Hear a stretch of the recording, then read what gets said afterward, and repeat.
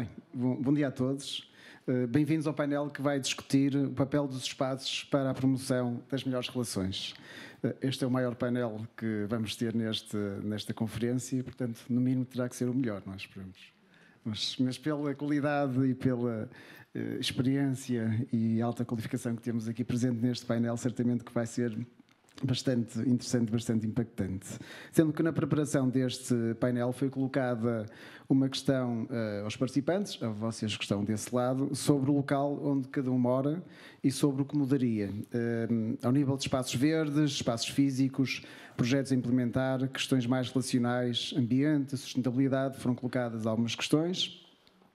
Tipo, gosta do local onde mora, porquê, quantos amigos tem na rua onde mora, a janela da sua sala tem vista para, portanto foi colocado algumas questões, vamos ver já daqui a uns segundos um slide que mostra o resultado. Não foi um estudo, foi apenas uma pergunta, é isto que está aqui apresentado, portanto mais e melhores espaços verdes, parques, menos barreiras físicas, mobiliário urbano, foram as questões que foram colocadas e depois tivemos as respostas que vamos já apresentar, Afonso, em termos daquilo que cada participante. Mas já agora eu também, para um pouco também como quebra-gelo, para começarmos aqui a nossa participação já com os nossos oradores, perguntava a cada um de vós, em 30 segundos, o que é que poderiam dizer acerca disto? Portanto, em relação a estas questões que foram colocadas, aquilo que vocês poderiam fazer para melhorar a vossa rua, o local onde habitam, qual seria o tema que vocês iriam escolher?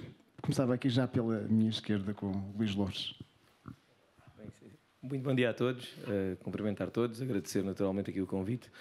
Em 30 segundos, eu podia copiar uma daquelas, que era o mais fácil, mas eu diria que na minha rua, se calhar o que melhorava era a relação com os vizinhos, porque efetivamente eu moro num espaço onde há poucos vizinhos, e se calhar não nos relacionamos tanto como poderíamos e com os benefícios que daí poderiam advir. Porque depois, quando eu olho para ali, os espaços verdes, para quem vem de Porto Alegre, os espaços verdes estão do outro lado da rua, não é? E por isso é relativamente simples. Prevejo que aqui nas cidades esses aspectos são mais relevantes. Muito bom dia. Face a estas questões que estão ali assim colocadas, eu elejo a vizinhança que faz acontecer.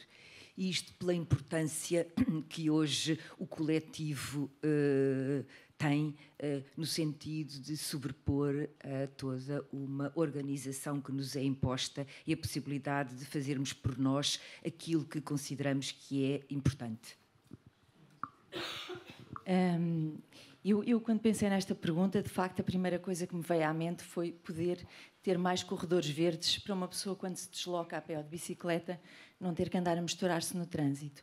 Contudo, eu gostava muito de partilhar um projeto que eu ouvi falar há uns tempos e que me inspirou muito e que eu acho que era mesmo aquilo que, idealmente, eu gostava de ter no sítio onde moro, que é um projeto que aconteceu no norte da Inglaterra, numa cidadezinha, que era uma cidade industrial e que sofreu muito com a crise, nomeadamente com a crise de 2008. E houve um conjunto de senhoras, donas de casa, que se juntaram e num espaço que estava obsoleto, que era um antigo centro de saúde, resolveram começar a plantar legumes, produtos hortícolas e puseram placas. Portanto, as famílias todas estavam com dificuldades económicas, dificuldade em se alimentar, e elas cultivaram os legumes e puseram placas a dizer sirvam-se. Todas as pessoas podiam ir lá apanhar legumes, alimentos, e isto foi tão interessante e tão inspirador para toda a gente daquela comunidade que as pessoas começaram a reproduzir por tudo o que era cada bocadinho de verde que existia na cidade. Toda a gente começou a plantar e para toda a gente se servir livremente, portanto não era propriedade de ninguém, inclusivamente em frente à esquadra da polícia havia espigas de milho e havia alimentos por todo lado. Eu achei lindíssimo, inspirador e adorava ter isso no meu bairro. Nós temos de escolher uma. Temos de escolher uma das que está aí. Estamos à vontade. Isto é uma conversa que nós vamos ter, acima de tudo, até às 13 horas, nesta hora e meia, vamos ter aqui uma conversa entre nós e depois também convosco, mais no final. Portanto, isto é mesmo uma conversa, é isso que nós pretendemos com este painel. Porque, por deformação, eu acho que aqueles exercícios de mimética, ou seja, pegar no que resulta num sítio e colocar no outro sítio, nem sempre surte bom resultado. Portanto, por deformação, eu diria que eu precisava de fazer uma recolha de dados, precisava de fazer observação, ver o que se passa no território, precisava de tentar cruzar isso com a teoria e depois fazer a análise dos dados, e então conseguiria propor soluções mais à medida para cada um dos bairros. Claro que, numa perspectiva individual, eu posso dizer uma coisa, mas numa procura daquilo que é o espaço como um bem comum, ter a perspectiva de que quem governa, aí eu teria de ter uma abordagem menos ideológica e se calhar mais metodológica, indo por fases. Portanto, tenho dificuldade em escolher um, elegia todos, mas teria de ter a evidência para poder confirmar que isto vai resultar aqui. Muito bem. Fernando? Bom dia a todos. Não sei, eu lembro de ter lido ontem uma resposta de alguém que dizia as pessoas dizerem bom dia umas às outras. E portanto, a uma escala micro, e pensando no sítio onde vivo, no Restelo, que é considerado uma zona nobre da cidade, eu tenho 3 pessoas que me respondem bom dia no prédio. 3 pessoas. Na realidade, mais porque eu vou atrás das pessoas, não é? Se digo bom dia e não me respondem, eu volto atrás e vou lá. Olha, eu disse-lhe bom dia, portanto. Estava à espera de resposta.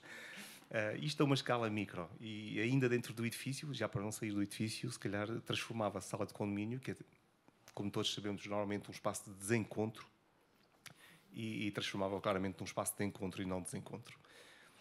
Depois uma escala macro, mas macro ainda naquela zona da cidade, e vão-me ouvir se calhar utilizar o termo muitas vezes hoje, mas criava claramente muito mais espaços de colisão, porque se pode andar pelo Restelo durante horas e não se colide. Quando digo não se colide, não há sítios onde nos encontrarmos com outros. Para ilustrar isto, se calhar uso o parque canino, não é? Que é uma coisa pensada para se levar os cães nem gostam particularmente daquele sítio. Os técnicos que sabem alguma coisa sobre cães sabem que aquilo não é assim tão benéfico para aquilo que é a questão comportamental dos cães. E, sobretudo, é o que me espanta, não foi pensado, ou não se pensa, sobre o que fazem os proprietários dos cães, enquanto os cães estão também chateados de estar ali no parque canino. E, portanto, não sei, vamos estar com certeza mais de uma hora a debater todos estes temas, mas pronto, esta pequena escala do que é o meu micromundo ali no Alto do Restelo é para já isto. Bom dia a todas e a todos. Eu, se calhar, subscrevia um bocadinho cada um, é o que vale ficar em último, acrescentando que vai depender se estou sozinho ou acompanhado das minhas gêmeas de 4 anos. Se estiver acompanhado por 2 crianças de 4 anos, eu diria que aquela questão dos espaços verdes, melhores espaços verdes, espaços de fruição de qualidade, que serão certamente importantes, na medida em que também proporcionam, além de uma relação com a natureza, que proporcionam também a relação entre os pais e as crianças, a relação entre as pessoas. Ou seja, as relações de vizinhança não se vivem só no prédio, vivem-se em todo o contexto urbano. E, portanto, eu diria que espaços, ainda que seja um clichê, há muito a fazer sem ser os espaços verdes, ou se calhar a resposta mais correta seria, eu perdoem-me porque eu ainda não conheço os nomes de todos os oradores, mas seria de facto fazer um estudo, um levantamento ou uma observação e chegar à conclusão do que é que mais necessito eu e o que é que mais necessita o grupo. É assim que se constroem as cidades. Mas vou optar pela resposta correta, que é sustentar o futuro das minhas 2 gêmeas de 4 anos nos espaços verdes e de qualidade. Muito bem. Eu recordo-me quando nós tivemos uma reunião digital, foi online, preparação deste painel, algum dos nossos oradores referia-me um estudo em que se percebia como o espaço que encontramos em frente do nosso prédio afeta a forma como nos relacionamos com os nossos vizinhos. E na altura o exemplo que era dado era se nós tivéssemos um jardim à frente do nosso prédio, aquilo que acontecia, conhecíamos muitos mais vizinhos, penso que era mais do dobro do que se tivéssemos uma rua movimentada à frente da nossa habitação. Portanto, de facto, tudo isto influencia a forma como nos relacionamos com os nossos vizinhos e é isso que nós vamos estar aqui a falar. De facto, percebemos todos que os espaços moldam aquilo que é o modo como os seus habitantes vivem a cidade. Existe há muitos anos, não é de agora, uma crescente, uma forte migração do campo para a cidade. O foco da concepção da cidade encontra-se cada vez mais, ainda bem, no bem-estar dos cidadãos, dos habitantes, portanto, quem habita nas cidades. Falamos aqui, vemos aqui alguns exemplos, não é? Que de facto fazem todo sentido, como a construção de espaços de encontro, espaços verdes, ruas cortadas ao trânsito, e de facto observamos cada vez mais esta preocupação com o bem-estar e a criação de lugares propícios à relação, também no modo como construímos as nossas casas, como os nossos escritórios, sendo que o Covid também trouxe aqui algumas alterações naquilo que é a nossa forma de viver, a nossa forma de trabalhar, e de facto, e mesmo a nível profissional, muita coisa mudou. Há umas para melhor, outras para pior, portanto é um bocado difícil fazer esse balanço. Começando agora aqui com uma nova ronda, agora mais estruturada naquilo que tem a ver com a experiência das pessoas que temos aqui, também a honra de ter connosco neste painel. Eu vou fazer uma apresentação, peço desculpa a todos, muito rápida, porque estaria aqui 1h30 só para apresentar o currículo e a experiência destas pessoas que temos aqui connosco, portanto vou ser muito rápido. Cortei aqui, se calhar, muita coisa importante, peço desculpa, mas de facto não estaríamos aqui a próxima 1h30 só para apresentar cada uma das pessoas. Temos primeiro o nosso convidado, António Castro, que é Presidente da Direção da Inova Gaia, Presidente do Conselho de Administração de Gaia Urbe, foi CEO de uma empresa de serviços na área da energia, Sol Indigos, que já deixou aqui há uns anos, é licenciado pela FEUP em Engenharia Civil, tem um mestrado pela Nova School of Business and Economics e, portanto, fazia aqui uma primeira pergunta ao António Castro, que é como é que o espaço contribui para a criação e manutenção das boas relações entre os cidadãos, entre os vizinhos, entre as pessoas que habitam numa comunidade, e com base na sua experiência em Gaia, que caminho é que tem sido percorrido também nesse sentido? Experiências que sei que existem muitas e, portanto, António, a palavra é tua. Muito bem. Portanto, eu serei o menos qualificado para responder a essa pergunta, por isso é que tenho 300 arquitetos, digamos, mais coisa, menos coisa, engenheiros e digamos, com uma ambição enorme de construir em conjunto com a entidade municipal, que tutela a empresa pública de urbanismo, regeneração urbana e habitação do município de Vila Nova de Gaia. Mas o que tenho assistido nestes últimos 2 anos, e falando de uma experiência que é relativamente curta dentro da área do urbanismo e do planeamento urbano, até porque apanhei uma altura da revisão do plano diretor municipal, é que eu acho que olhamos para o urbanismo, olhamos para a cidade com outros olhos. Se no passado quem quer que fosse quisesse investir na cidade preocupava-se muito e tinha um foco muito direto na construção, na valorização do seu imóvel, do seu espaço, perfeitamente legítimo, naturalmente, eu diria que nestes últimos tempos o que assistimos verdadeiramente é uma mudança de mindset, onde os investidores, onde as equipas que, de certa forma, acompanham os investidores, que muitas vezes são acompanhados quer por arquitetos, quer por engenheiros, e atualmente até algumas equipas multidisciplinares, dependendo da dimensão do projeto, onde se focam não só na parte física, como na parte imaterial. E, portanto, naquilo que o espaço adjacente de um edifício ou de um equipamento pode proporcionar às pessoas. E, portanto, acho verdadeiramente fascinante que no momento em que, há uns dias atrás, e agora um parênteses, eu não sei se verificaram, no público saiu uma notícia, foi em novembro, que chegamos aos 8 mil milhões de pessoas no planeta Terra. Depois dizia, veja quantas pessoas é que existia quando nasceu. Eu olho, deixa lá ver, que interessante. Então recuei, aquelas coisas dolorosas, nós fazemos scroll até à data em que nasci, no caso em 1980, e verifiquei que havia pouco mais de 4 mil milhões de pessoas. Portanto, nós em 40 anos, 4 décadas, quase que duplicamos a pressão do ponto de vista demográfico no nosso planeta, que está, evidentemente, focado mais nas cidades. E, portanto, temos aqui um enorme problema de mais de 3 mil milhões de pessoas, em que temos que construir cidades, em que temos que construir habitação, em que temos que construir já agora, ao mesmo tempo que caminhamos para uma neutralidade carbónica. Reparem que são duas coisas que têm pesos muito significativos, mais pessoas e atingir a neutralidade carbónica em 2050.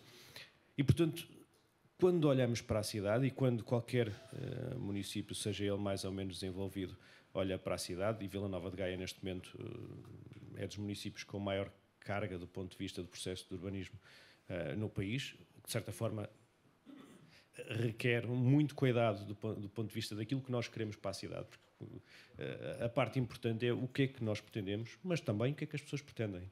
Aliás, nós no Plano Diretor Municipal fizemos um processo participativo em cada uma das freguesias, onde quisemos perceber já agora o que é que as pessoas pretendem do seu espaço. E além do espaço verde, reparem, Vila Nova de Gaia tem 170 km², é quase o dobro de Lisboa em termos de área, tem menos população. E tem uma coisa que é muito curiosa, que é tem muito espaço semi-rural, semi-urbano, não é rural. Temos a componente cidade, onde moram a maior parte das pessoas, temos o rio, o mar, não sei o quê, mas a maioria das pessoas o que gostava mesmo é de manter a tradição do lugar. Quase todas elas. E foi uma resposta absolutamente interessante do ponto de vista daquilo que revela a identidade das pessoas, revela a identidade do local e revela que, independentemente de todas as infraestruturas que nós vamos criando de suporte, que querem manter aquele espírito do lugar. E, portanto, é muito importante e foi algo que nós, de certa forma, quisemos conservar como mote, ter essa percepção que, independentemente do modelo de desenvolvimento da cidade, temos respostas a dar às populações, temos respostas a dar aos municípios que esperam que se vá atingir o futuro, mas de uma forma sustentável, de uma forma em que as tradições se mantêm, de uma forma em que nós valorizamos, por exemplo, o vinho do Porto, que é algo que está no nosso património há mais de 4 séculos, de manter algo que é um bem comum a todos, que é a componente ambiental, e, portanto, também referiram muito a componente ambiental como um ativo imensurável, e depois, naturalmente, algum conjunto de infraestruturas mais associadas à mobilidade. Portanto, eu diria que enorme desafio, mais população. Em Portugal não assistimos e nem sentimos isso com tanta, digamos, presença como outros países. No caso, em Vila Nova de Gaia, temos tido um sentido crescente do ponto de vista demográfico, não muito acentuado, mas entre os 3% e os 4%, mas, acima de tudo, ter esta percepção que melhor espaço público, mais espaços verdes, mas também uma necessidade de manterem-se ligados ao local, de se manterem ligados às pessoas e às tradições. Portanto, é um desafio, diria que dantesco, para aqueles que hoje em dia têm que resolver quase tudo ao mesmo tempo, não é? Temos uma crise climática, temos eventualmente uma crise da biodiversidade, temos crises financeiras, que eu acho que já passaram, já não são crises, sim, faz parte do nosso dia-a-dia, e temos também, infelizmente, uma guerra, e, portanto, no meio disto tudo, o que esperam, o que é que nós esperamos, digamos, de quem nos governa, quer seja a nível nacional, quer seja a nível, já agora, europeu, nacional e a nível local, é que se encontrem respostas para dar, de certa forma, aqui algum futuro, para a nossa vida. Muito bem. Obrigado, António Castro. Fernando Mendes tem estado em modos constantes de liderança e coordenação desde os anos 90. Foi quando nós nos conhecemos. Devíamos ter para uns 5 anos cada um de nós, não é? Mas pronto, já são 30 anos de contacto e de muitos projetos em conjunto. O Fernando Mendes, desde designer gráfico da Rádio Renascença, primeiros estudos visuais para o projeto da TVI, esteve na equipa fundadora da Fórum Estudante, editou e publicou diversas revistas e jornais. Em 95 assumiu a coordenação da revista Cybernet, foi a primeira revista portuguesa dedicada à internet, portanto, um projeto bastante interessante, que foi bastante sucesso. Desenhou a revista Caixa, que trabalha, uma associação de trabalho com o sem-abrigo, mas, acima de tudo, e é isso também que queria reforçar neste nosso painel, em 2009 decidiu reunir em um só espaço tudo o que se faz, tudo o que fez em anos anteriores, fundando com a Ana Dias, a Cowork Lisboa, o primeiro espaço do género em Portugal, e doutorou-se em design em 2014. Portanto, ainda não. Ainda não? Mas começaste. Está quase. E a pergunta para o Fernando era, com base na tua experiência na construção de espaços co-work e de designer, quais são as preocupações que existem na construção de um espaço co-work que é um espaço muito especial e diferente daquilo que era o tradicional, que hoje em dia é cada vez mais comum, mas que aqui há uns anos não era o habitual, digamos, não é? Bom, primeiro tenho que me recompor aqui da apresentação, porque ela é emotiva, porque me faz recuar aí. E estou a ver o Rui lá ao fundo, portanto é obrigatório levantar o braço e cumprimentar o Rui. Não há nada de particular no espaço de coworking. E eu próprio, quando abri o primeiro espaço, de facto, não em 2009, mas já em 2010, a abertura mesmo, ainda não sabia propriamente o que ia. Claro que tinha um background aqui de trabalho com o Rui, contigo, com tanta gente com quem trabalhámos, já de muita abertura, de ter outros que não pertenciam à empresa a trabalhar connosco, a relacionarem-se connosco, mas não sabia exatamente tudo o que poderia acontecer naquele tipo de espaço. E claro que fui estudando o que estava acontecendo no resto do mundo. O movimento por si próprio começa em 2005, é mais ou menos a data oficial do primeiro espaço.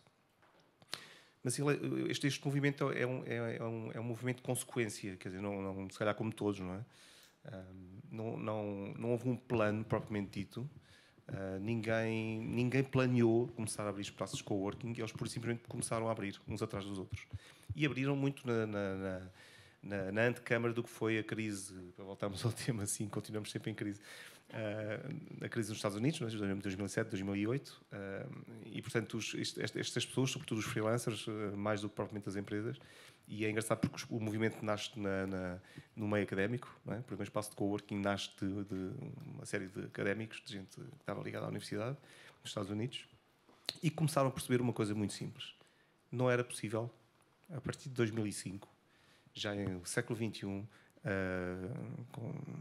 estou a fazer contas, 15 anos já de web, com aquilo que é a nossa vida, a vida de todos nós, a ganhar escala e uma velocidade que não é ao limite quase compatível biologicamente com aquilo que nós somos, carne e osso, não é? Ainda precisamos de comer, dormir, por aí fora. E o digital diz-nos não. Com o digital podemos continuar sempre online. É? O Always On aí de uma autora. Mas esta gente que dá origem a estes espaços de coworking percebem sobretudo que a componente de trabalho tornou totalmente impossível o trabalhar-se sozinho. A alternativa para aqueles primeiros estudantes universitários que acabavam os cursos, eram freelancers e que achavam que o melhor espaço para continuar a trabalhar era a universidade. A universidade não percebia muito bem que alguém que quisesse trabalhar continuasse na universidade. Acabou o curso, tinha que sair. Apesar de estarmos a falar dos Estados Unidos, com uma visão muito comercial até desta área, mas começam a perceber que não podem trabalhar sozinhos, no sentido em que aquilo que fazem podem-se ter formado numa determinada área, mas aquela área, sobretudo nas minhas áreas aqui, do design, da programação e de outras que gravitam um bocadinho à volta, do marketing, de tantas outras, e eu agora arrisco dizer de todas, acho que só deixo de fora ainda aquilo que são as profissões ainda muito formais, apesar de tudo, que têm uma formalidade diferente, como nem o arquiteto já inclui nisso, mas alguém da área das leis, ou o médico, enfim, esses ainda têm uma formalidade associada à sua profissão. Todos os outros dependem de ter gente à volta e de gente que complementa aquilo que eu não posso fazer. É tão simples quanto isso. E isso começou a acontecer a partir de 2005. Há ali 2, 3 anos em que nada acontece de especial na Europa, e depois a partir de 2009, 2010, com a abertura em Portugal do Corpo de Lisboa e depois muitos outros no resto da Europa também, já existiam uns outros, as coisas ganham de facto escala e movimento. A história aqui do movimento, o meu comentário acaba por ser um bocadinho a história do movimento, não é? Tem um bocadinho de altos e baixos, tem um ponto alto, sobretudo aqui em Portugal, em 2014, 2016, esses 2 anos, em que abrem uma série de espaços no país. Quando digo no país, vou mesmo desde o Minho aos Açores e à Madeira. Há um pequeno declínio e há a disrupção que acontece aqui com a pandemia, e estamos agora numa outra fase. Estamos numa fase em que, eu arrisco dizer, mesmo passo como muito por presunçoso e arrogante, que todos os espaços, e quando digo espaços estou a referir-me a todos os sítios onde vivem, trabalham, estudam e aprendem pessoas, todos estão a mimetizar aquilo que se passa no espaço de coworking. Todos, de uma forma ou de outra. E os que não estão a fazê-lo, continuando aqui a presunção, os que não estão a fazê-lo vão ter que o fazer muito rapidamente. Muito rapidamente. Porque o que sinto que está a acontecer, e enfim, não sou propriamente um sociólogo, sou um simples designer, sem doutoramento feito ainda, é a minha vergonha, ainda não acabei, porque me interesso por tudo também. É difícil acabar, para quem já se meteu nessa aventura, sabe que é difícil concluir uma tarefa quando todas as tarefas nos interessam, e eu sou um curioso por tudo e mais alguma coisa, portanto tenho sofrido com isso. Mas repito, todos os passos vão ter de copiar um pouco do que são os 3 pilares base do que é um espaço de coworking. E não fui eu que o defini, foi um autor em 89, rigorosamente o ano da web, o Ray Oldenburg, que escreveu um livro sobre o terceiro espaço, definido e cunhando o termo terceiro espaço. E sobre isso há aqui gente muito mais competente do que eu para falar, mas o terceiro espaço é esse espaço que não é nem o nosso espaço doméstico, privado, nem o espaço da empresa, nem o espaço institucional, é o espaço de comunidade. E se olharmos um bocadinho para aquilo que está a acontecer, sobretudo eu diria que o mundo das empresas acordou para isto, todos estão, ao ponto de chegar a um nível de cosmética. Há muita gente que está a ver este mimetizar do que é um espaço de coworking de forma um bocadinho ligeira e cosmética. Já há empresas que oferecem esse serviço de dizer nós podemos transformar o espaço da sua empresa, que a propósito agora tem tanto espaço, não é? Porque tem uma série de gente que está a trabalhar em casa ou que está a trabalhar num espaço de coworking ou num sítio qualquer. Portanto, tem espaço a mais no seu escritório ou na sua sede. E há empresas que se dedicam a isto, a transformar o espaço de trabalho dessas empresas numa coisa que se pareça mais com coworking. E porquê é que digo cosmética? Porque tipicamente acabam em soluções como uma mesa de ping-pong, umas paredes, um bocadinho de relva sintética em algum canto do escritório e já parece um espaço de coworking. Confesso que para mim, passado 12 anos, é uma dor de alma perceber que a coisa foi entendida dessa forma. Mas é isso, o caminho faz-se caminhando, não é? Portanto, as coisas onde chegar. E estou a falar aqui do mau exemplo, quando na realidade há muito bons exemplos. Muito bem, obrigado, Fernando. Paulo Morgado, que doutor em planeamento regional e urbano, mestre em sistemas de informação geográfica, licenciado em geografia e planeamento regional. O principal objetivo daquilo que percebi também de Paulo Morgado é contribuir para a criação de melhores cidades para as pessoas viverem.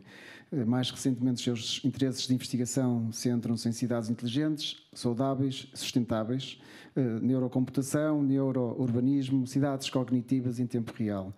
Professor assistente no IGOT da Universidade de Lisboa, investigador no Centro de Estudos Geográficos. E nos últimos 15 anos esteve envolvido em dezenas de projetos, mais de 30, a nível nacional e internacional. A nível internacional, é sempre importante destacar o projeto H2020 Emotional Cities, que é financiado pela União Europeia em mais de 5 milhões de euros. E se me permite a sugestão, agora o Paulo Morgado decida pelo melhor, gostaria também que me falasse um bocadinho sobre este projeto, que é um projeto bastante conhecido e de bastante relevo, e acho que todos nós gostaríamos de ouvi-lo a falar um pouco sobre este projeto. Obrigado. Muito obrigado também. Sim, passa a publicidade, o Emotional Cities é atualmente o projeto que me ocupa mais tempo e o grande objetivo é tentar sermos capazes de medir e, portanto, não só passarmos a fase do qualitativo, o quão o espaço em que nós vivemos e trabalhamos e passamos a maior parte do nosso tempo nos afeta do ponto de vista da nossa saúde mental. E, portanto, tentar identificar exatamente quais são os parâmetros urbanos, os artefactos urbanos e como é que eles fazem despoltar no nosso cérebro determinado tipo de sinais e no nosso corpo, cérebro e corpo, determinado tipo de sinais que nos diz que nos estamos a sentir bem, temos emoções positivas e depois tentamos categorizar essas emoções dentro do quadro das positivas e as outras dentro do quadro das negativas, para que depois daí possamos não só ter um protocolo metodológico, mas também que possamos desenhar recomendações para boas práticas em termos de desenho de determinado tipo de espaço público. É verdade que muitas das pessoas dizem, na literatura sobretudo, que 80% do nosso tempo é passado, hoje em dia, sobretudo nas áreas urbanas, dentro de espaços fechados. Saímos de casa, vamos no carro, infelizmente, a maioria ainda, e depois entramos no edifício onde trabalhamos e permanecemos até irmos embora e vamos outra vez para casa. E, portanto, mas este é muito um sintoma, diria, que tem a ver também com como os espaços estão desenhados, com a forma como a organização, a ordem que impomos no território está feita. Se tivermos espaços públicos que sejam mais apelativos, onde se possa ter sessões de convívio e de lazer, de recreio, mas também de trabalho, e eventualmente passaríamos mais tempo durante o nosso dia-a-dia em espaços exteriores. Tentar identificar exatamente como é que podemos promover e quando é que isso nos vai afetar em termos daquilo que é a nossa saúde mental e o nosso bem-estar, com reflexos naquilo que é a produtividade das pessoas, que a saúde mental é um dos fatores de saúde pública com maior impacto no orçamento também. Só para terem noção da importância do espaço público, não querendo ocupar muito com isto, mas a maior parte dos determinantes de saúde são determinantes em que dependem de nós. Uns são individuais, têm a ver com o nosso estilo de vida, 50%. Outros são comunitários e têm a ver com o espaço em que nós estamos. Temos mais 20%, isso faz 70%, e temos outros 10% que têm a ver com os acessos aos cuidados, aos diferentes tipos de cuidados. Sobra apenas 20% de questões genéticas, aquelas que, pronto, não temos culpa, é o que aconteceu. Não é? De resto, está nas nossas mãos mudarmos a forma como nós podemos construir a nossa própria saúde. Não é? E isto coloca-nos hoje muito aquela questão de uma vida ativa.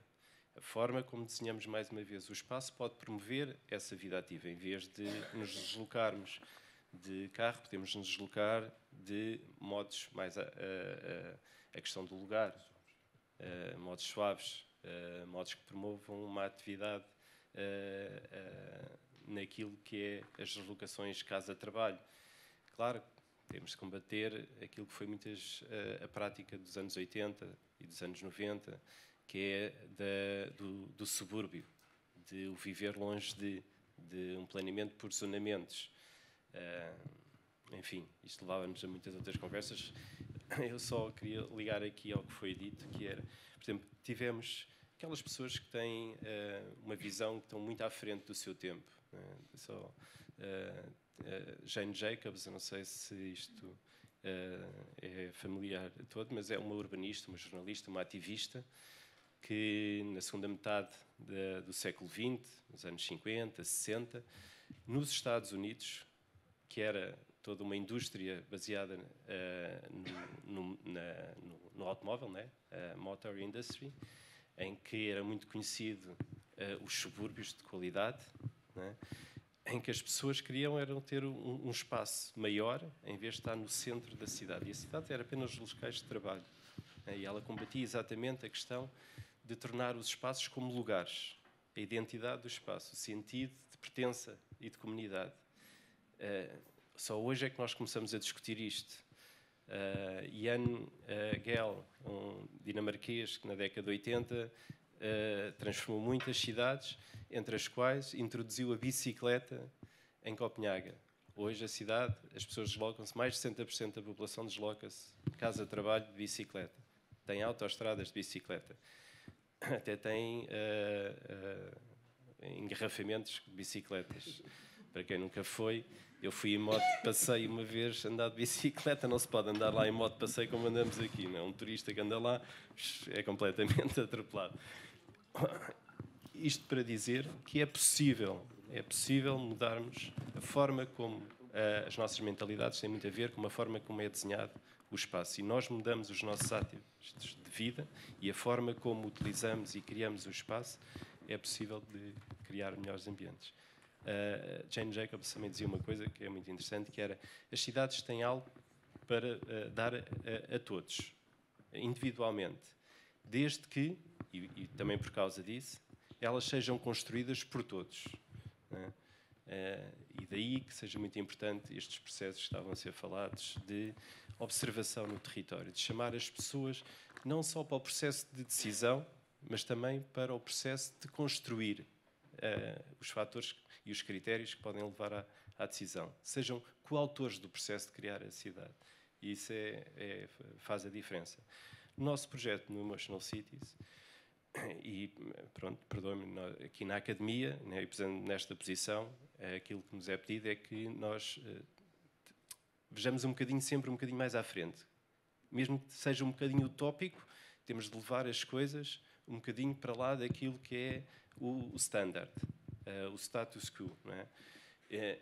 Nesse sentido, o que nós andamos a fazer é, muitas das vezes, criticável, porque baseamos muito a nossa metodologia na recolha de dados. Isso também traz um bocadinho à questão aquilo que é a privacidade. E nós recolhemos os dados das pessoas, fazemos o tracking das pessoas. Como é que as pessoas se comportam no dia-a-dia? Em micro e em macroespaços, nos seus deslocamentos, através dos dados que são recolhidos pelos sensores dos telemóveis, das telecomunicações, fazemos triangulação e conseguimos ver o movimento das pessoas, como é que as pessoas usam o tempo e o espaço nos seus deslocamentos, casa, trabalho e outras atividades. Depois cruzamos esses dados com os voluntários, nomeadamente com a recolha de eletrocefalogramas. As pessoas voluntárias andam com os capacetes, recolhem os sinais, para sabermos que, à medida que as pessoas se deslocam em determinado tipo de ambientes, conseguimos categorizar muito daquelas coisas que estavam ali. A questão da estética do espaço, a questão do cheiro também, a questão do barulho, a questão da sombra, do sol, a questão do tamanho do passeio, ter ou não ter tráfego. Tudo isto nos faz despoltar determinado tipo de sinais e de sentimentos e de emoções que depois nós podemos recolher, cruzar com aquilo que é a informação de contexto, qual é que é o perfil socioeconómico, demográfico, qual é que é a qualidade do ar, de todo o espaço envolvente, e depois podemos dizer que o que é que está bem, o que é que está menos bem, e o que é que poderia estar melhor, ou o que está bem e que temos de reforçar. É um bocadinho por aí que vamos com o projeto. Então, muito obrigado, Paulo Morgado, e parabéns pelo projeto. A Paula Corte Real, que é coordenadora do Programa Educativo do Jardim Gulbenkian, que é um programa dirigido a todas as idades e públicos, especialmente focado na cultura paisagística e também no edifício Jardim da Fundação Calouste Gulbenkian, que é o primeiro monumento nacional de movimento modernista em Portugal, uma importância acrescida, não é? Enquanto arquiteta paisagista, Paula Corte Real também é responsável pela manutenção do Jardim Gulbenkian e dirige um estúdio de arquitetura paisagista, onde coordena diversos projetos paisagísticos e também gestão de recursos terrestres. E, portanto, a minha pergunta tem exatamente a ver com o Jardim da Gulbenkian, onde nós estamos, muito bem acolhidos e obrigado. Perguntar como é que este projeto de requalificação que temos agora no Jardim de Gulbenkian vai permitir a melhoria da qualidade de vida de quem o visita e de quem habita na proximidade. É a minha pergunta, se lhe parecer bem. O projeto de extensão do jardim, no fundo, é só uma extensão da qualidade que nós já temos aqui neste jardim e que acho que ninguém é indiferente a ela. Este projeto do edifício sede e jardim, que foi de facto construído no auge do movimento moderno em Portugal, que foi uma altura em que os arquitetos estavam precisamente a investigar muito estas questões de como é que a qualidade dos ambientes e dos espaços podem influenciar a qualidade de vida das pessoas de forma muito, muito sistemática e com muitas experiências muito interessantes. E que realmente marcou uma mudança na forma como se faz arquitetura. Este espaço, eu creio que todas as pessoas que entram aqui, tanto no jardim como no edifício, sentem-se bem, mesmo que não saibam ler arquitetura ou arquitetura paisagista, sabem que se sentem bem, que sentem que existe uma harmonia nos espaços, uma harmonia nas formas, uma monumentalidade feita de uma grande simplicidade, um espaço muito sóbrio que nos faz sentir bem. E pronto, na altura em que foi construído, de facto, todas as pessoas que estavam envolvidas nesta equipa, arquitetos e arquitetos paisagistas, tinham muito consciente, tanto como a própria administração da Fundação Gulbenkian, que queriam que este espaço, no seguimento daquilo que era a missão da Fundação em Portugal e concretamente em Lisboa, que trouxesse essa qualidade para os lisboetas. Tanto que o jardim é um espaço privado, mas desde o início que foi decidido que era para ser aberto ao público. Todo este quarteirão tinha estes muros à volta, estas muralhas muito grandes, que são relativamente recentes. Mas que, quando foi feito este parque, foi uma das premissas que queríamos abrir o jardim à população de Lisboa. Queríamos chamar as pessoas, queríamos que as pessoas pudessem atravessar livremente nos seus percursos na cidade e que também pudessem usufruir este espaço como um jardim de bairro, um jardim que vem mais ocasionalmente, e assim funcionou durante muitos anos. E eu creio que a grande maioria dos lisboetas tem memórias felizes associadas a este jardim ao longo das suas vidas. Os arquitetos paisagistas libaneses, que são os autores do projeto de expansão do jardim, já conheciam, concretamente o Vladimir Dorovic, conhecia este jardim, tinha-o conhecido há cerca de 20 anos e ficou completamente apaixonado por ele. E quando foi convidado pelo arquiteto Kinkuma para fazer a expansão do jardim, ele não teve dúvidas que o que ele queria era dar um maior protagonismo e mais espaço àquilo que é, em essência, o Jardim Gulbenkian atualmente. E que é, no fundo, um espaço onde trabalhamos com aquilo que é a linguagem da paisagem portuguesa, em que se utilizam muitas espécies da flora portuguesa e que se recriam ecossistemas da paisagem portuguesa. Portanto, originalmente, isto era uma zona toda plana e em que foi feita uma geografia, em que foi escavado o interior, em que foram criados umas pequenas colinas, em que foi criado um lago maior, porque já existia aqui um lago mais pequenininho, ao estilo romântico, em que se trabalha não da forma como se faziam jardins antigamente, mas no diálogo entre a mata, a clareira e a orla, que é o espaço de divisão entre estes dois grandes ecossistemas. E por isso, eu acho que, sobretudo por isso, as pessoas aqui sentem uma grande familiaridade, porque aquilo que experimentam aqui é aquilo que já conhecem de outros sítios, nomeadamente da natureza. Eu até posso ler, porque eu acho muito, muito interessante, uma citação que existe na memória descritiva do anteprojeto de arquitetura paisagista, em que eles dizem, o Rui Bartelos e o Viana Barreto, que são os dois arquitetos paisagistas, dizem que esperam que o novo parque da Fundação desempenhe também um papel de certo relevo no desenvolvimento cultural da população. Nesse sentido, procurou-se uma diversidade da flora compatível com a unidade requerida. De resto, o sentido universalista da cultura portuguesa, aliado nas concepções paisagísticas e o gosto botânico do exótico, com o respeito pela natureza, numa perfeita integração na paisagem, garante uma atitude de compreensão para a concepção do parque dentro da linha acima exposta. Portanto, eu creio que isto é um exemplo muito bom de tudo isto que eu mencionei e, sobretudo, de uma articulação muito bem conseguida entre aquilo que é a construção e a edificação e aquilo que é a natureza. Portanto, aquilo que estas equipas se concentraram muito e conseguiram com uma grande mestria foi criar uma construção híbrida entre natureza, entre edifício, em que temos muito edifício que está por baixo do jardim e temos muito jardim que está nas coberturas do edifício e em vários momentos nós nem conseguimos bem perceber onde é que acaba um e começa o outro. Bem, obrigado. Teresa Heitor, que é professora catedrática de Arquitetura da Universidade de Lisboa, do Instituto Superior Técnico, licenciou-se em Arquitetura, mestre em Urban Design, doutoramento em Engenharia do Território, atualmente é docente da cadeira de Arquitetura no Instituto Superior Técnico e diretora do Centro de Inovação do Território, Urbanismo e Arquitetura. Como eu disse, estou a resumir bastante, porque estaria aqui todo o tempo só a explicar, a apresentar o currículo de cada um dos envolvidos neste painel. Esteve envolvida também com o Diretório de Educação da OCDE, através do Centro para Ambientes de Aprendizagem Efetivos, em diferentes atividades de pesquisa, consultoria na área de desempenho e qualidade de edifícios educacionais. Desde 2005 integra o Grupo de Peritos Nacionais em Avaliação de Equipamentos Educativos e coordenou o Estudo Piloto Internacional sobre Avaliação de Qualidade em Espaços Educativos. Como eu disse, estaria aqui muito mais tempo, mas passava já de imediato à Teresa Heitor. A minha pergunta é, partindo também do seu olhar de arquiteta e investigadora, e como é que olha para este tema das cidades relacionais?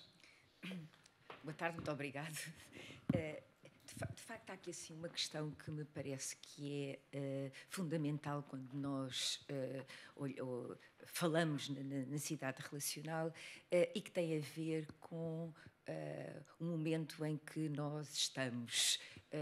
O diagnóstico está feito, as causas estão identificadas e é fundamental conseguirmos encontrar agora linhas de orientação para melhorarmos a situação que temos de uma cidade fragmentada, constituída por territórios que estão segmentados, com limites muito definidos e muitas vezes com uma brutalidade enorme que impedem aquilo que está na essência da cidade, ou seja, que é o lugar da polis, da convivência, da articulação entre as pessoas, da livre circulação. E aqui penso que é o fator e o ponto fundamental quando nós falamos na cidade relacional, ou seja, como repor um conjunto de relações que neste momento estão ausentes ou não. Quando eu falo em ausentes, não estão a ser praticadas, porque há impedimentos a que se realize. E temos todo um sentido de mal-estar que vem pôr em causa exatamente aquilo que se pretende com o sentido fundacional da cidade. Há vários exemplos de formas de promover essas relações, de mitigar esses limites que são criados nesses territórios e que nos levam àquilo que é o estabelecer de pontes entre as diferentes instituições e as diferentes organizações que constroem o cotidiano da cidade. Vou dar um exemplo que até pode parecer que não faz sentido, mas que para mim leva a pensar na forma como se podem construir essas pontes.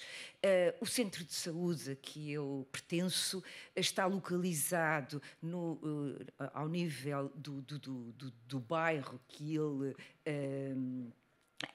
em que ele exerce a sua atividade, a sua zona de referência, num local altamente segregado face ao resto da cidade. Todo ele está virado ao contrário. A entrada é feita pelas traseiras. Está situado num parque, eu explico, é no antigo Hospital Júlio de Matos, agora designado Parque de Saúde. Não se entra pela porta principal, tem que se rodar, tem que se circular um muro enorme, alto, que automaticamente nos vai criando um sentido de segregação brutal. Entra-se pelas traseiras, chega-se ao centro de saúde e de facto, entra-se noutro ambiente, noutro mundo, em que temos ali assim um conjunto de pessoas que estão a trabalhar para o bem comum e que criam ali assim um espaço de bem-estar. E nesse espaço de bem-estar, onde é procurado criar esse bem-estar, existe um pequeno canto que é uma biblioteca onde se está pedido para as pessoas trazerem e levarem os livros. E só essa questão de haver aquele espaço ali assim cria relação. Este é um pequeno exemplo, muitos destes podem ser dados. E eu comecei, a primeira vez que vi aquilo, resolvi, da vez seguinte que lá fui, levar uns livros. E da terceira vez que lá fui curiosamente verificar se os meus livros estavam lá ou não. E já não estavam, fiquei muito satisfeita. E isso é uma forma de criar relações. Criar relações quando todo o ambiente e o ambiente em termos espaciais é adverso a esse tipo de relações. É que assim está uma questão que é o centro de saúde e a necessidade de, nesta cidade relacional, haver estas organizações da vida cotidiana de terem posições, localizações na cidade de grande acessibilidade e de uma acessibilidade franca. Quando não é possível essa acessibilidade ser franca, e as razões são diversas, e nós sabemos o que é que levou a esta desintegração digamos, destas funções urbanas, não vale a pena estar aqui assim a repisar esse tema.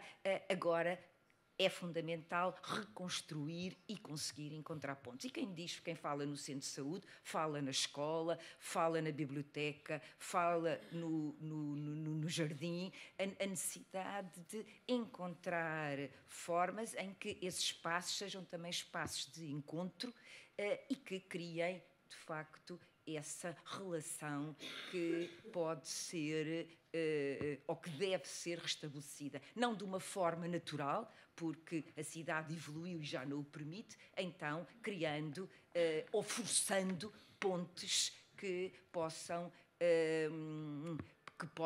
criar estas relações. Muito bem, muito obrigado.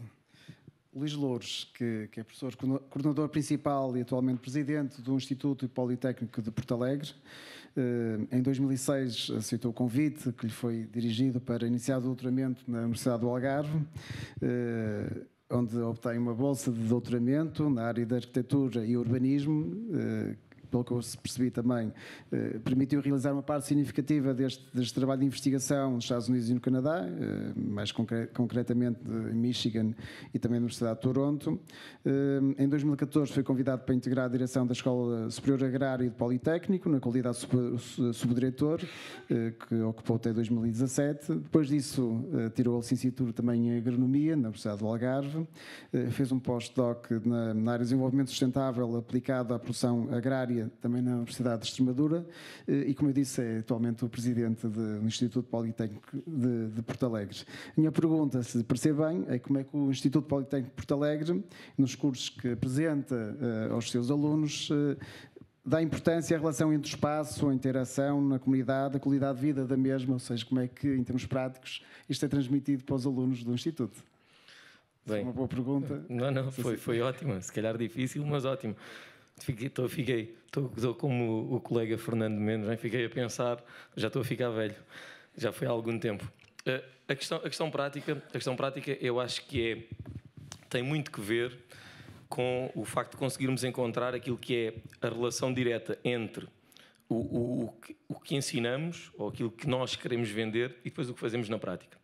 Nós, no Politécnico de Porto Alegre, temos um campus, e o nosso campus é vendido como um campus sustentável, porque é sustentável. Nós temos um campus de 16 hectares, que tem um olival biológico, que tem percursos pedestres, que nós favorecemos que os alunos vão para o campus ou de transporte público ou a pé, e por isso temos uma relação muito direta com as questões da sustentabilidade. Mas ultimamente, e nos últimos anos, e também a relação que nós temos vindo a desenvolver com o IPA vai muito nesse sentido, nós temos sentido que é muito importante a criação de espaços que permitam criar laços. E quando nós estamos a falar de criação de espaços que permitam criar laços, não é... Nós sabemos que normalmente dentro das turmas os alunos acabam por se relacionar, também quando saem à noite, na noite académica isso também acontece, mas nós queríamos que existissem laços de proximidade e de articulação naquilo que é a vivência académica. E por isso nós começámos a desenvolver no Politécnico, para além daquele que é o trabalho comum de articulação entre professor e estudante, começámos a desenvolver um conjunto de atividades de socialização e interação interpares que permitem que os alunos se vão conhecendo noutro tipo de ambientes, noutro tipo de atividades. Posso-vos dar exemplo. Nós, neste último ano, optámos por desenvolver, sempre em momentos específicos, momentos de interação que promovam a ligação entre todos os docentes e todos os estudantes do Politécnico. Por exemplo, o magusto académico, a recepção dos estudantes, nós fazemos um churrasco com carne alentejana, ou seja, ligamos isto à relação, à região e fazemos esse processo. Isto quer dizer o quê? Nós temos tentado criar aqui um conjunto de processos informais que permitam melhorar estas relações. Isto porque eu sou arquiteto paisagista de formação e eu revejo-me em quase tudo aquilo que foi dito pelos meus colegas de painel, porque se calhar o grande problema que nós temos na academia passa muito por não realizar aquilo que profetizamos, ou seja, nós ensinamos uma coisa, mas depois na prática fazemos outra. Por exemplo, nós falamos muito em mobilidade verde, mas 97% dos professores do Politécnico de Porto Alegre vão para o trabalho de carro. E desses 97%, só 2% é que têm carros híbridos ou elétricos. Mas depois nós fazemos conferências sobre a importância da transição energética. Temos projetos com alguns milhões de euros de investimento que falam sobre a questão da transição energética e do combate às alterações climáticas. Mas depois, na realidade, eu acho que nós somos todos um bocadinho, nós seres humanos, não, aqui já não vou só limitar ao Politécnico de Porto Alegre para também não ser injusto, mas nós somos todos um bocadinho egoístas. Nós continuamos a aplicar um bocadinho aquela filosofia NIMBY, não é? Not in my backyard. Se não for para mim, está tudo bem. E continuamos a acreditar naquele que é um dos principais problemas que a humanidade tem, que é acreditar que são os outros que vão ter que fazer o nosso trabalho. Nós acreditamos em alterações climáticas. Se eu perguntar nesta sala se há alguém... Nós temos aqui um flatter, há aqui alguém que não acredita em alterações climáticas, se calhar todas as pessoas vão acreditar.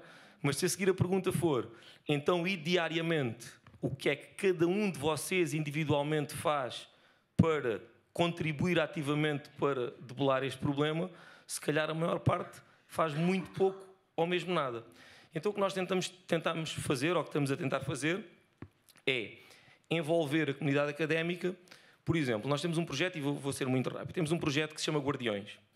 E é um projeto que é centrado na região Alentejo, toda a região Alentejo, e que o objetivo é, para além de despertar consciência, sensibilização ambiental, é criar guardiões. Se quiserem ver, se forem à App Store ou à Google Play, vocês conseguem encontrar uma aplicação que se chama Guardiões e que vai permitir fazer o quê?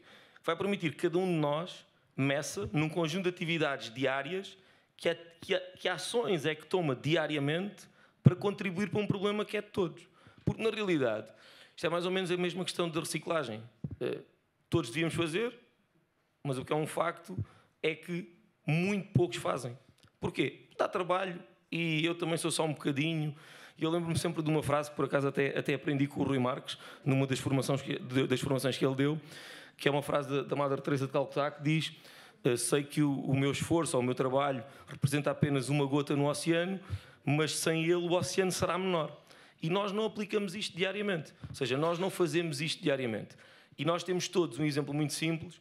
Quando o colega de Gaia Urbe falava da questão da participação e do envolvimento das pessoas, é muito importante que nós pensemos nos processos numa lógica de fazer às pessoas aquilo que eles queriam que lhes fosse feito e não aquilo que a gente acha que eles querem que lhes seja feito. Que eu, enquanto arquiteto, assumo totalmente essa deficiência na minha formação, que é, nós temos um bocadinho aquela ideia, um bocadinho como um médico, não é?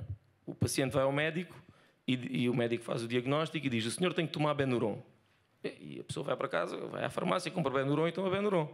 O arquiteto está a pensar a mesma coisa, que é, eu faço o projeto e a pessoa tem que usar o projeto que eu fiz, porque eu é que sou o arquiteto.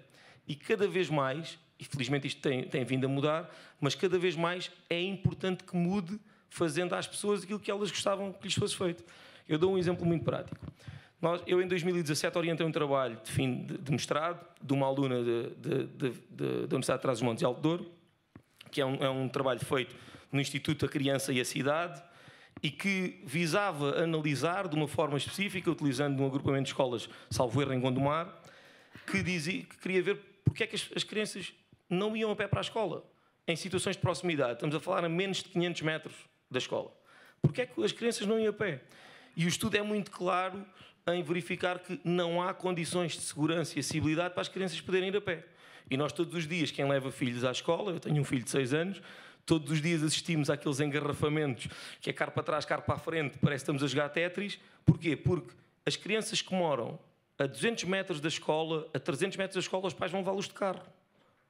E a culpa é dos pais, é das crianças, ou é nossa que não conseguimos fazer com que as cidades evoluíssem no sentido destes pequenos trajetos poderem ser seguros e adequados à mobilidade das crianças?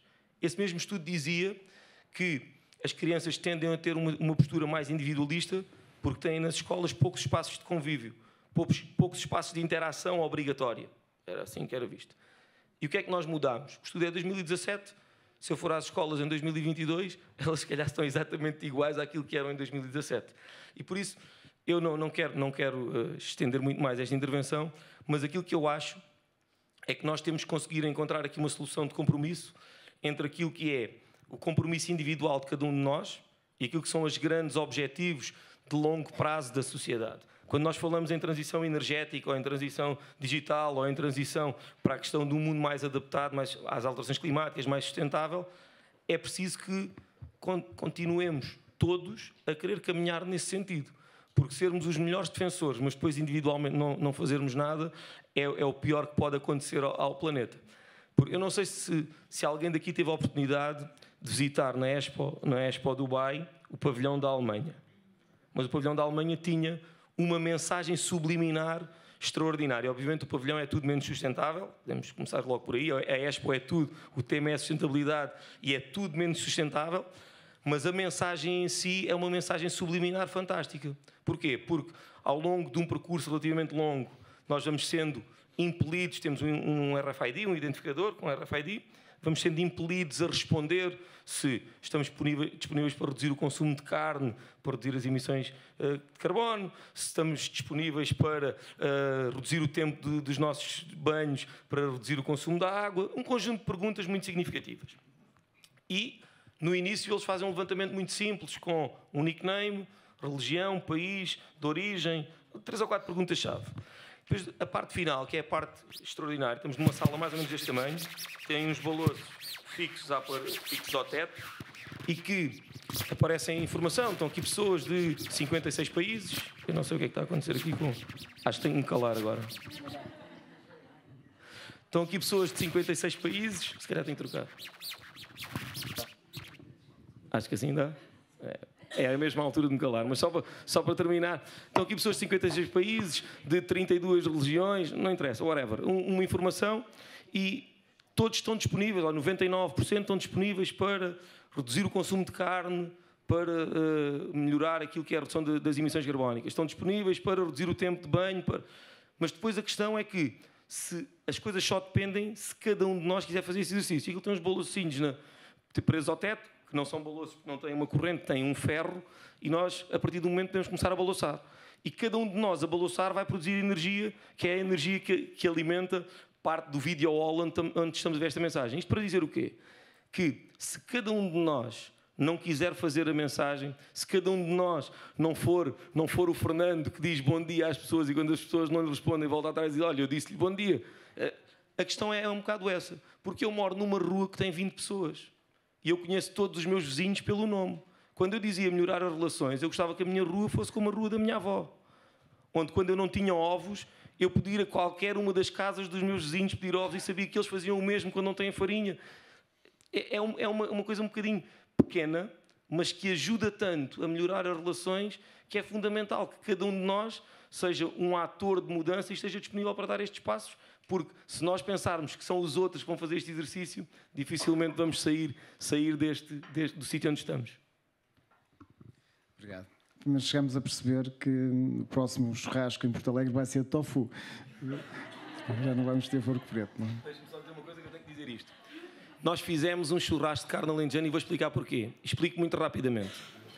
Vocês de certeza que se lembram, antes da pandemia, antes de 2020, houve uma questão sobre a sustentabilidade e houve uma instituição de ensino superior que, efetivamente, demonizou um bocadinho a questão da carne, do consumo de carne.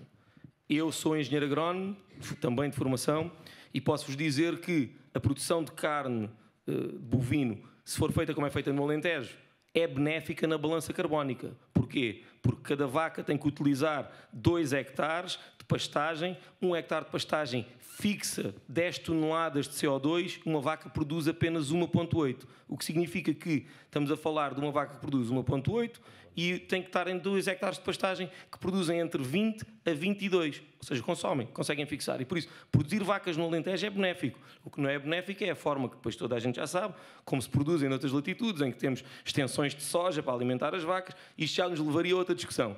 Mas nós fizemos também isso para alertar consciência, porque também é isso que nós temos que ser, que é, enquanto estão no ensino superior, temos que conseguir mostrar às pessoas que nem tudo é branco nem preto. No size fits all. Dizia aqui há pouco o colega geógrafo, que eu achei muito engraçado, estava a comentar com o Luís, esta questão de é esta interação entre as disciplinas que permite fazer acontecer a mudança. E por isso, nós quando fizemos um churrasco, também havia tofu ou então salada, porque nós temos vários alunos vegetarianos.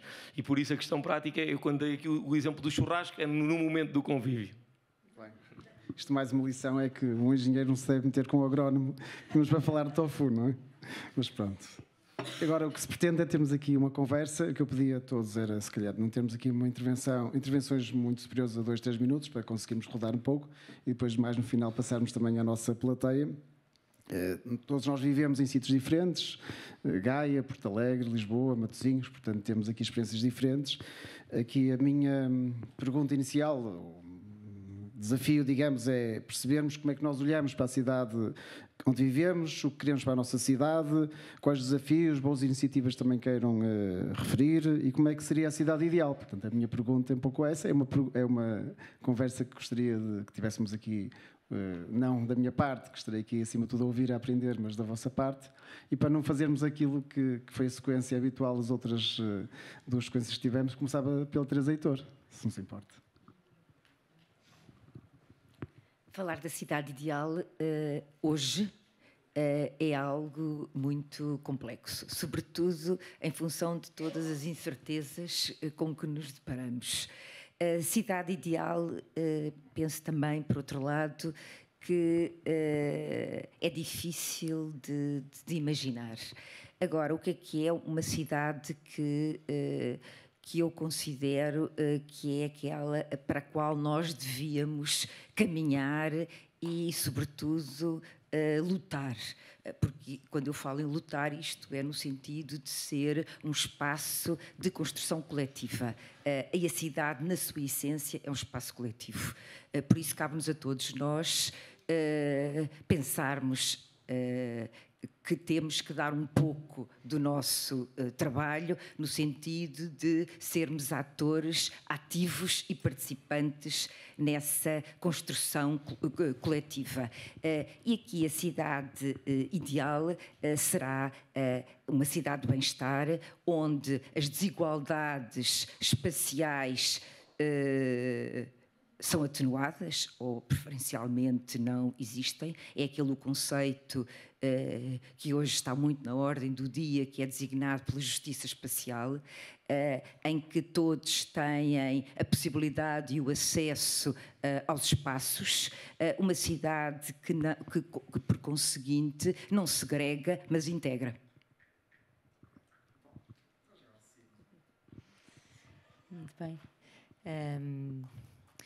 Eu já agora acrescentava aqui uma acha na sequência daquilo que a Teresa disse, que é, de facto, nós temos que cerca de 80% da população já vive nas cidades. As cidades estão a crescer muitíssimo, exageradamente, e as pessoas que vêm viver para a cidade ainda vêm muito movidas pelas vantagens que têm nas cidades e que são reais, como, por exemplo, o acesso à cultura, como o acesso, se calhar, a melhores cuidados de saúde, etc. Mas, neste momento, os estudos indicam que, comparando as populações urbanas com as populações rurais, nas cidades existem internacionalmente, portanto, ao nível mundial, 40% mais de depressão, 20% mais de ansiedade, mais psicoses, etc. E isto tem a ver com o afastamento que as pessoas estão a viver relativamente à natureza. E também com um fenómeno de solidão que muita gente também experimenta nas cidades. E eu gostava de lembrar de uma pessoa pela qual eu tenho um grande carinho, que é o professor Gonçalo Ribeiro Teles, um dos autores deste jardim, e que ele, nos últimos, portanto, isto deve ter cerca de 20 anos, ele nos dizia, atenção, as nossas cidades estão a crescer muito, nós já não podemos falar da cidade e do campo. Nós temos que olhar para a paisagem, para o território, com uma perspectiva de uma paisagem global. Ou seja, temos que criar uma fusão entre o espaço rural, e nomeadamente a natureza, e o espaço de produção de alimentos e a cidade. Temos que permitir que haja alimentos que são produzidos na proximidade, para não haver esta loucura dos transportes de pegada carbónica gigantesca, e temos que ter espaços de natureza onde as pessoas se possam relacionar e onde, muitíssimo importante, que também não está a acontecer e depois resultado à vista, nomeadamente nestas alturas de grandes chuvadas, onde nós conseguimos assegurar aquilo que são as funções essenciais da paisagem de regulação ecológica. Portanto, nós temos que ter isso, é a primeira condição assegurada no interior das cidades. E isso tem todas as vantagens, portanto, não só temos um equilíbrio ecológico nas cidades, como temos espaço para as pessoas se relacionarem, temos espaço para a biodiversidade. Eu não me quero alongar, mas acho que é muito importante referir que ultimamente tem havido muitos estudos, nomeadamente com ressonâncias cerebrais, etc., que mostram que o acesso aos espaços de natureza, aos jardins e aos parques, à natureza, para as pessoas tem um efeito importantíssimo em termos de saúde mental. Já há os mais variados estudos que demonstram isso e continuam a ser feitos estudos. E, nomeadamente, já existem, por exemplo, já sabemos que existe, por exemplo, uma bactéria no solo que se chama Mycobacterium vacuum, que quando as pessoas mexem no solo e contactam com essa bactéria tem propriedades antidepressivas no organismo humano. Existe, por exemplo, estudos sobre o alfa-pineno e o beta-pineno, que são compostos orgânicos que existem em todas as espécies de pinheiros e outras espécies de árvores, que são compostos que são libertados para a atmosfera, os quais nós inalamos quando estamos na proximidade dessas árvores e que no nosso organismo tem um efeito antitumoral, portanto é anticancerígeno, tem um efeito antibacteriano e também já se comprovou que aumenta substancialmente a capacidade, a memória. Portanto, neste momento, os espaços verdes, a natureza, as árvores, já está totalmente comprovado que aumentam a nossa concentração, os resultados para estudantes nos exames, que melhoram substancialmente a nossa saúde mental. Por exemplo, um estudo canadiano, os nórdicos gostam muito de contabilizar as coisas, isso é muito importante, diz que a plantação de 10 árvores num bairro equivale para os habitantes desse bairro a um aumento em termos de melhoria da saúde mental de 10.000 libras. Não sei bem como é que eles fazem estas contas, mas é importante fazer-se estas contas, porque, de facto, o território é transformado, sobretudo, com base nos interesses económicos. Portanto, nós temos que saber contabilizar isto para poder saber defender. Bem, eu subscrevo tudo o que foi dito. Diria que quer dizer, há coisas que são... A cidade é de tal maneira complexa que é muito difícil termos uma abordagem simplista e dizermos assim, a cidade ideal não existe, a cidade ideal constrói-se. A cidade é talvez uma das maiores invenções da humanidade. É onde está 80% da riqueza produzida no mundo, da inovação, da criatividade, mas ao mesmo tempo é aquela que consome mais recursos e produz cerca de 60% daquilo que são as emissões de carbono para a atmosfera, que é um dos maiores problemas com que nos enfrentamos, que tem a ver com as alterações climáticas. Portanto, quando olhamos tudo isto que foi dito, é importante E eu sublinhava aqui, se calhar, só outro aspecto, que é, muitas das vezes temos a tendência também de encontrar culpados e bodes expiatórios. E às vezes temos esta abordagem de extremos. A natureza, existe evidência, falta-nos evidência, e os nórdicos têm esta coisa de querer medir, e é aquilo que nós também estamos a tentar fazer, é querer medir. Por exemplo, quando eu vou, dou às vezes este exemplo, quando eu vou a um médico, eu fico mais confiante se o médico disser, ok, vamos fazer análises, depois traz-me as análises, eu olho para os dados e depois digo então, e faço um diagnóstico, né? Do que quando vou ao médico, o médico diz, eu acho que isto deve ser não sei o quê.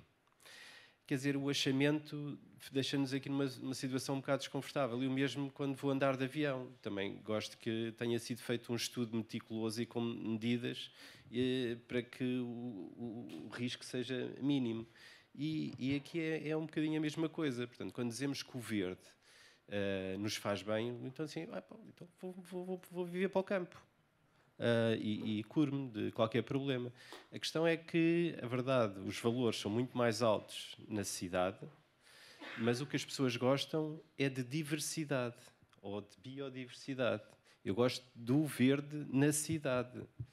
Não o está no campo, há pessoas que gostam, com certeza, mas a maioria vem para a cidade. Isso é um facto, não é? Isso também é verdade que temos um fenómeno, em termos de ocupação do solo, que já passou os 50% de espaço urbano face ao espaço rural. A verdade é que também temos cidades a encolherem. E, portanto, não é só... Temos mais cidades, mas há cidades que se enfrentam a outros desafios, que é a desertificação de várias coisas. Não é só de pessoas, tem outros conceitos envolvidos. E, portanto, isso também temos de ter olhares diferenciados. A cidade ideal é uma cidade que se faz com a participação de todos. Isso, quer dizer, não há volta a dar. E sobre aquilo que eu estava a dizer, da diabolização e de encontrarmos culpados, hoje em dia, muitas das vezes, também ouvimos o discurso, isto é tecnologia, e é a internet, e é os social media. Quer dizer, isto também não há volta a dar. Eles estão, é a ubiquidade do digital. E nós caminhamos nesse sentido.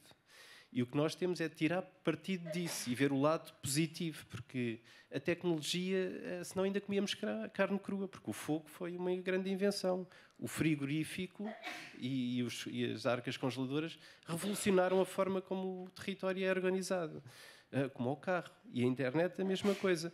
E agora temos de olhar é tirar o lado positivo e tentar minimizar os impactos negativos do digital. Portanto, fazer hoje uma cidade ideal vai passar seguramente pela digitalização das coisas. Isso também não há volta a dar. E esse era o único ponto que também queria acrescentar a tudo o que foi dito, que subscrevo. Isto ficar para o fim, neste tipo de pergunta, estamos tramados, não é?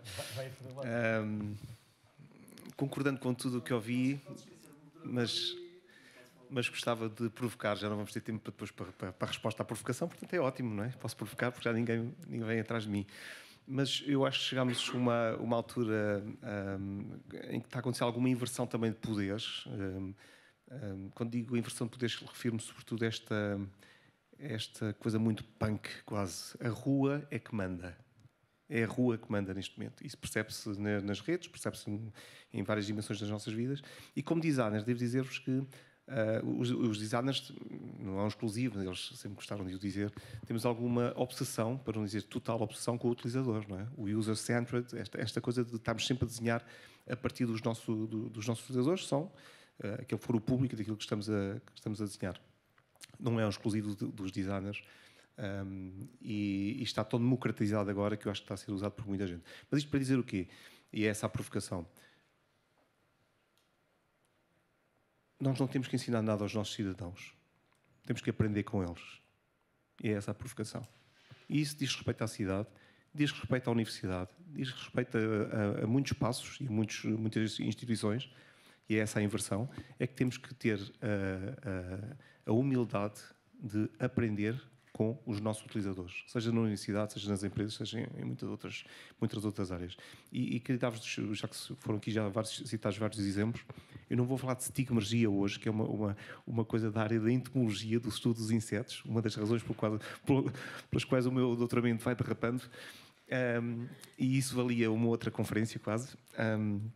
Mas de tudo o que ouvi, veio-me logo à cabeça sobretudo um exemplo muito, muito particular sobre esta coisa de não tentar ensinar, mas sim aprender, sendo eu um técnico, sendo eu alguém que trabalha numa câmara, ou numa universidade, ou numa câmara, aprender com os meus cidadãos e com os seus hábitos, com as suas formas de fazer e de pensar e de atuar. Eu não vou conseguir lembrar, tenho uma alcunha que é o Dr. Divago, não por acaso, não é? Confundo muito os temas às vezes, mas lembro-me eu não me lembro se era um arquiteto, engenheiro, urbanista, não me lembro bem, penso que era um holandês, já faleceu, e que fez uma experiência radical, algures na Holanda. Espero não estar enganado. A experiência radical foi retirar de uma rotunda com um nível de sinistralidade altíssimo, retirar toda a sinalética. Quando digo toda, é toda. As faixas não estão definidas, não há sinais de stop, não há indicações para reduzir velocidade, nada. E a sinistralidade, de facto, reduziu 90%. Porque cada um se teve que implicar. Há bocado faltou, quase quis interromper e dizer, nós temos que nos implicar. O termo não é meu, é do nosso filósofo José Gil, se não me engano também. Temos de nos implicar mais como cidadãos. Acho que todos falamos disso, não é? Temos claramente de nos implicar mais. Essa experiência radical teve esses resultados exatamente porque é baseada em stigmergia. Muito rapidamente, stigmergia é marca e ação. Alguém deixa uma marca, as formiguinhas fazem isso. As formigas não estudam nem arquitetura, nem design, nem arquitetura paisagista, nem nada. Não estudam. Portanto, quando sabemos, não estudam. E, no entanto, ou as térmitas, se quisermos um exemplo mais complexo ainda, e, no entanto, constroem uma termiteira que tem elementos arquitetónicos. Não sei se sabem, mas uma termiteira tem canais de arejamento da termiteira, porque é mais saudável para elas. Tem uns canais sem saída do comprimento da língua do papa-formigas, porque ele vai lá meter a língua e não vai apanhar nada. Aqueles bichinhos aprendem como e como é que conseguem... Onde é que está aqui a questão da liderança? Quem é que as ensinou? Não, o fenómeno tem que ver com sinergia, portanto tem que ver com marca e ação. Qualquer marca deixada naquele contexto, e a marca pode ser um pedacinho de barro feito com a boca da térmita, acabo já, é continuado por outra, não é? E é um bocadinho isto. Nós não somos insetos sociais, não é? Estou a falar aqui de insetos sociais, nós não somos insetos, obviamente, mas sabemos que uma área da biomimética neste momento é uma área grande e em expansão. Nós temos de aprender com a natureza, temos que aprender com o planeta, e no caso das cidades, acho que temos que aprender com os cidadãos. Tenho um só para mim. Bom, tentando ser bastante rápido e sintético, há pouco disseram, as cidades são de facto um dos ecossistemas mais complexos do mundo. Uma cidade não dorme, consegue de certa forma em coexistência com uma data de outros fatores, e portanto tem esta dificuldade de ter que, ao mesmo tempo que se vai vivendo, ir sofrendo metamorfoses, porque nós próprios vamos mudando ao longo da nossa vida, as gerações vão mudando. Nós estamos numa altura já agora em que provavelmente nunca houve tanta intergeracionalidade como hoje, e portanto esse é também um ponto importante quando nós estamos a planear uma cidade, pensar que ao dia de hoje temos várias gerações ao mesmo tempo,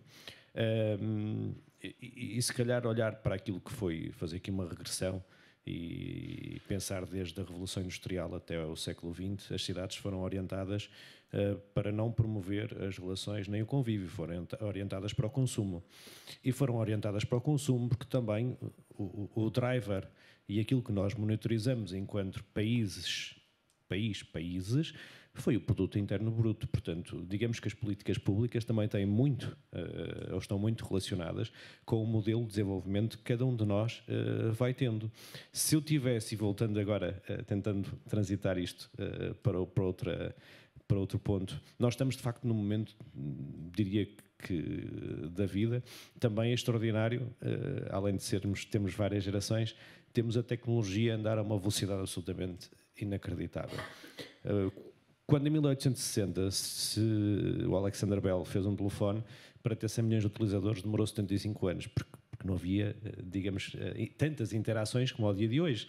O WhatsApp demorou 3 anos, o Instagram demora 2 anos a ter 100 milhões de utilizadores. Portanto, esta velocidade vertiginosa vai se reproduzir todos os dias na forma como nós nos relacionamos, na forma como nós relacionamos entre pessoas, mas agora com o espaço. Cidade ideal.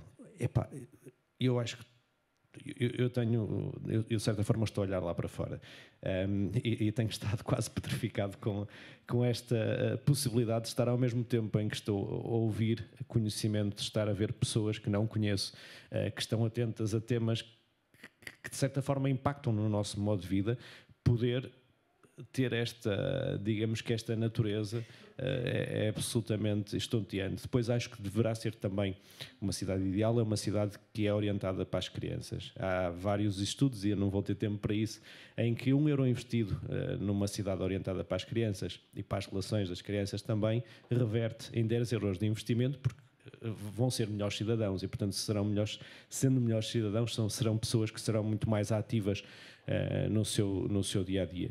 E depois, se calhar, um terceiro ponto, que é a mecânica da experimentação. Eu diria que é absolutamente fundamental que as cidades sejam cada vez mais ágeis na resposta e não tenham grandes planos, tenham vários pequenos planos e vão resolvendo várias pequenas coisas, e se falhar vamos voltar outra vez e corrigimos e voltamos, planeamos novamente e começamos de uma forma mais rápida. A mecânica de experimentação para mim é um ponto muito importante para uma cidade também ideal e focada naturalmente nas relações das pessoas com pessoas, mas relações com o espaço urbano também. Como o Luís já está aqui a ficar irrequieto, eu digo a cidade ideal é Porto Alegre. Temos pinheiros, é espetacular. Vocês, se tiverem algum problema, podem ir, temos um pinhal lindo. Não, agora um bocadinho mais a sério. Eu concordo com tudo aquilo que foi dito, e obviamente ficar no fim numa pergunta destas é sempre o mais complexo, mas eu acredito efetivamente que não há um modelo de cidade ideal. E nós temos um exemplo simples. O António teve a referir a questão desde a Revolução Industrial, nós tivemos vários modelos utópicos de planeamento. O famigerado exemplo da cidade-jardim do Ebenezer Dauer é um exemplo que falhou redondamente naquilo que eram os objetivos iniciais. E nem por isso não era uma cidade que tinha bons conceitos ao nível da circulação, ao nível dos espaços verdes. Aquele exemplo que se falou há pouco da questão do modelo da suburbanização com um jardim é também o resultado de um outro modelo de cidade ideal da Baroda City. Ou seja, nós temos aqui um conjunto de exemplos na história que nos mostram que não há um conceito de cidade ideal.